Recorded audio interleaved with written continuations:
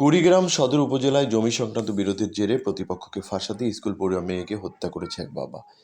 এই ঘটনায় পুলিশ মেয়েটির বাবা, মা ও এক চাচিকে গ্রেপ্তার করেছে। হত্যার দায় স্বীকার করে তারা আদালতে জবানবন্দি দিয়েছে। গতকাল সোমবার রাতে কুড়িগ্রাম জেলা পুলিশের পাঠানো সংবাদ বিজ্ঞপ্তিতে তথ্য জানানো হয়েছে। পুলিশ জানায়, সদর উপজেলার হলখানা ইউনিয়নের কাগজিপাড়া এলাকার বাসিন্দা জাহিদুল ইসলামের সঙ্গে প্রতিবেশী মজিবর রহমানের ৩২ বিঘা জমি নিয়ে দীর্ঘদিন ধরে বিরোধ চলছিল।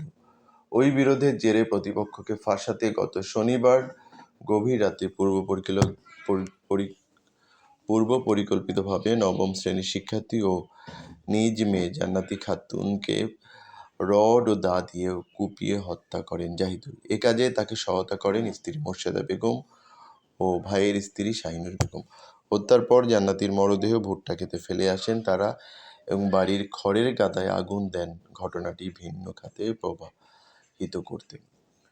পরদিন নিহতের চাচা খলিল হক কুড়িগ্রাম সদর থানায় একটি হত্যা মামলা করেন। তিনি অভিযোগ করেন, প্রতিপক্ষ মুজিবুর রহমান ও তার সহযোগীরা মেয়েটিকে ভুলিয়ে নিয়ে হত্যা করেছেন। এরপর তদন্ত শুরু করে কুড়িগ্রাম থানায় একটি দল। তদন্তে উঠে আসে মূলত জমিজমা সংক্রান্ত বিরোধী প্রতিপক্ষকে ফাঁসাতে নিজের মেয়েকে হত্যা করেন জাহিদুল।